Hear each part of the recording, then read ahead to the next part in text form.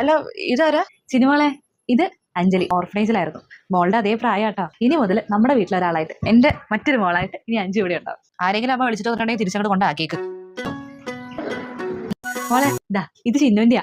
മഞ്ജുമോക്ക് നല്ലോണം ചേരും. ഇതിട്ടിട്ട് നാളെ നമുക്ക് എല്ലാവർക്കും കൂടെ പുറത്ത് പോയിട്ട് മോക്ക് വേണ്ട തുണിയും കാര്യങ്ങളെല്ലാം മേടിക്കാം. ഡ്രസ്സ് കൊടുന്ന് കണ്ടോളം പറഞ്ഞ് ഇറങ്ങി വന്നവർക്കൊന്നും എന്നെ ഡ്രസ്സ് കൊടുക്കാൻ പറ്റില്ല. ചിന്നു ഡ്രസ്സ് എന്നോട് ചോദിക്കാൻ അമ്മ കൊടുക്കണേ. മോളൊന്ന് മേടിച്ചു കൊടുക്കാൻ എനിക്ക് ഇഷ്ടപ്പെട്ട ഡ്രസ്സ് അതൊക്കെ. ഇതൊക്കെ വിലയുള്ളവർക്ക് ഇട്ട് കൊടുക്കാൻ ഞാൻ സമ്മതിക്കില്ല. നീ എന്തോ ഈ കാണിക്കുന്നേ? എന്റെ ഡ്രസ്സോ എന്റെ സാധനങ്ങളോ എന്റെ മുറിയോ അല്ലെ ഈ വീട് ഇതൊക്കെ എന്റെ മാത്രം, അല്ലാണ്ട് വേറെ ഒരുത്തേക്ക് ഞാൻ വിട്ടുകൊടുക്കാൻ സമ്മതിക്കില്ല.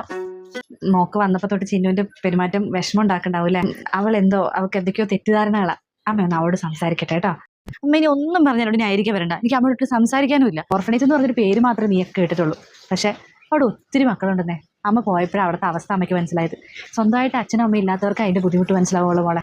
അമ്മയെക്കൊണ്ട് പറ്റുന്ന രീതിയിൽ ഞാൻ ആ കുഞ്ഞിന്റെ അമ്മയാവാൻ ശ്രമിക്കുന്നുണ്ട്. നീ അവളുടെ ഒരു കൂടപ്പുറപ്പ് ആവനെങ്കിലും ശ്രമിക്കും.